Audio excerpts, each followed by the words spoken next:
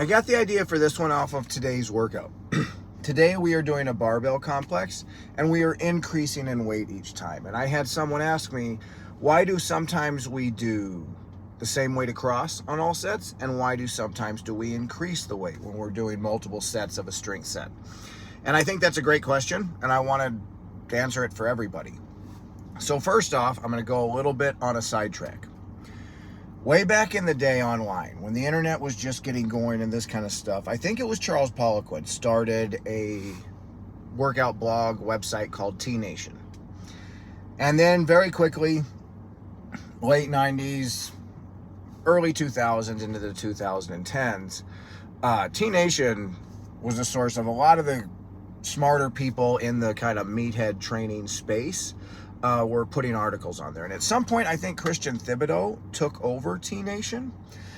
But I say all that to the fact that one of the programs T Nation helped popularize, that got really big, kind of, this would have been now 2013, 14, 15, maybe a little bit before that, but in that time frame too, was the Wendler 531 program. Everybody thought this was a great way to get strong. And I am here to say that Wendler is not a good way to get strong. It is a good way to maintain your strength once you have it, and a good way to potentially peak for strength at a certain time, but you're not building strength with Wendler. And so this goes back to, what are we doing? Are we building? Are we training? Or are we peaking? And then we're going to work strength in different ways. So also, there's a big consideration that goes along with this anytime.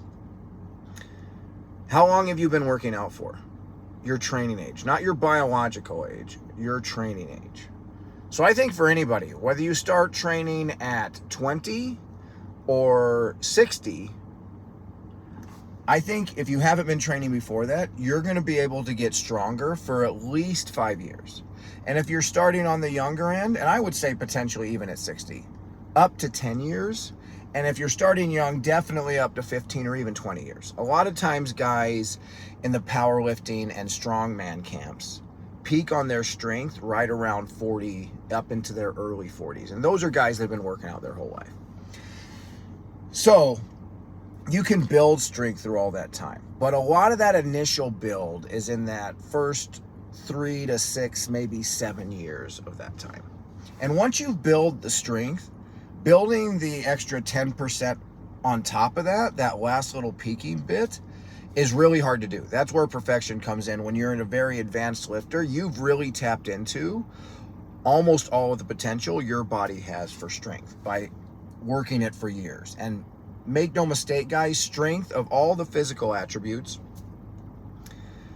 that we talk about in CrossFit and in the fitness world, stamina, cardiovascular, respiratory endurance, flexibility, all of those. The one that takes the longest to build once you've harnessed what you already have is strength. Strength takes years. Your cardiovascular engine takes weeks to months to build. Coordination, skill, accuracy, balance, all those things take time, but it depends on the movement, how quickly you're going to learn those. But there can be big leaps in those fields when you just figure out how to do something. When I first start lifting, I've talked about this before. It's really fun because for the first 6 months to 2 years, you're just harnessing the strength you have. It kind of depends on what age you're starting at and how hard you're pushing the limit on each of your workouts as to how long that phase lasts. How much volume you're doing too at the beginning, for sure.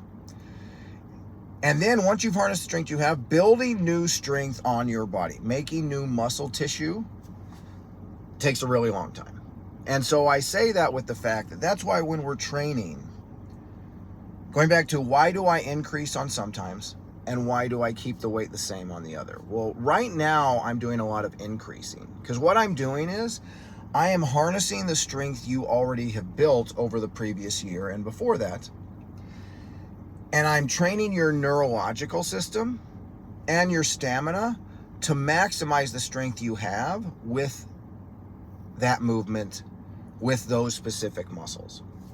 So, like today we did a complex, deadlifts, hang cleans, lunges, and then shoulder to overhead. All movements we've worked in the last year. and you're working through them, so it's a lot of time under tension. I'm trying to teach your body to move efficiently, to transfer between the movements, and to move a lot of weight. But I'm not viewing this as getting you stronger. I'm viewing this as giving you the chance to practice and access the strength you have built over the last year. So we're in what I would call the training phase, or also, even since we're right before the open, maybe even you could call it a peaking phase, though we're not peaking for an event like a power lifter or an Olympian or a strongman would. We're peaking for I'm training us right now to kind of peak on our engine and ability to use the strength we have for the open. Right after the open, we're going to go back into a lot of same weight across strength cycles, where we're doing squats or deadlifts or bench press or shoulder press or power cleans, and we're doing anywhere, we're doing 5 to 10 sets, and total we're doing 18 to 40 reps, maybe a little, somewhere in that range mostly. And we're going to use the same weight for all the sets. What am I doing during that time after the open and through the rest of the year? I am building new strength in you. I'm making new muscle tissue. We are actually trying to make all of us stronger together by training. This is what I call, we're building the hardware. It's the hardware we're putting all together. Right now, once you've built that strength as we get closer to the open, and when I'm doing this for whatever reason throughout the year, when I do sets where you increase in weight, you've built the strength. Now I'm trying to train you to harness that strength quickly and efficiently so you can maximize the potential of the muscle tissue you have on your body. You can maximize the potential strength of that. And how you do that is by training your nervous system to fire on time and most efficiently. So all your motor units fire simultaneously, that was a good one, when they're supposed to. And so you have this strength, but that's the difference between, a guy who does deadlift, bench, and squat is really strong. If you take him over and have him do a power clean or a clean and jerk or a snatch, he might not be able to do near as much weight as the weightlifter, the person that does those lifts, even though he's way stronger than them, because one, he doesn't move fast and he doesn't train those movements. So it's just like any sport, any athletic endeavor. When I'm trying to get you better at certain kinds of movement patterns and activities, I'm going to train those.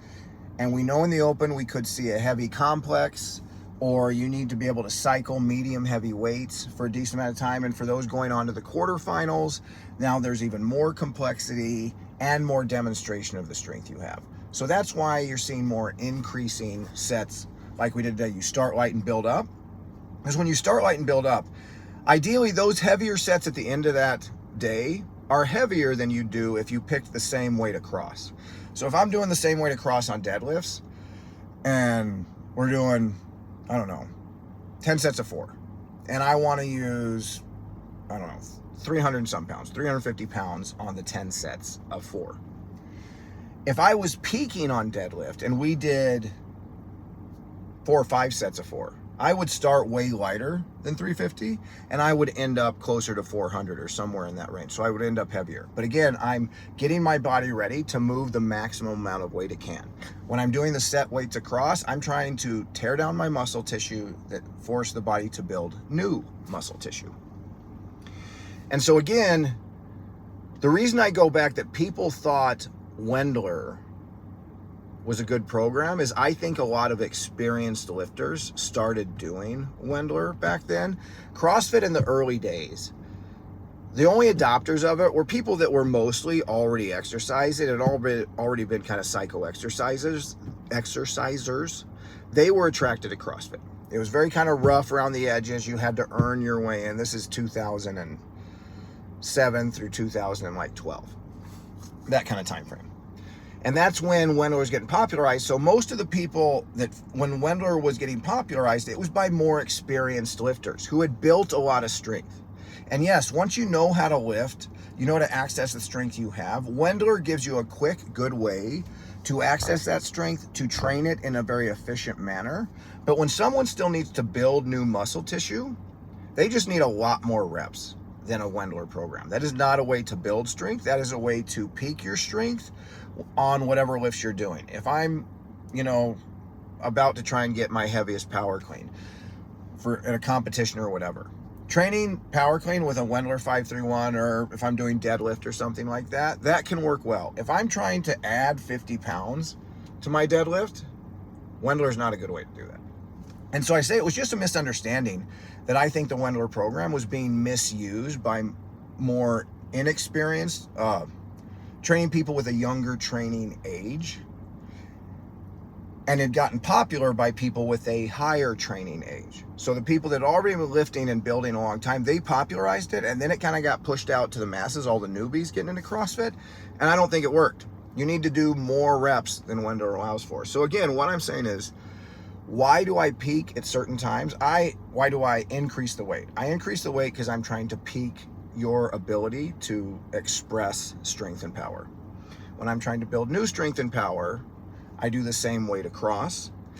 And all of us can always build strength regardless of age and how long we've been training for. But those big volume of like doing lots of reps at over 75%, that is much more important when you're building new strength, when you're definitely for sure when you've been training less than 5 years, and still when you've been training less than 10 years.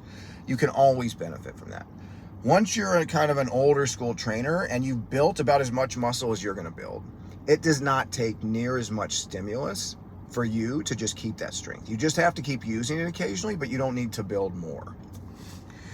But we all want to stay strong, so regardless of training age, that's why we're all doing the same thing in the gym, but I put a decent range on the percentages I allow us to use for that to kind of meet everybody where they're at. All right, guys, so I hope you found that interesting. I don't even know if T-Nation's still out there, but it might be. There's probably people still using it, and I hope I didn't upset anybody about saying that I don't think Wendler is a great program for building strength. It's a great program for accessing the strength you have. Right on. Talk to you later.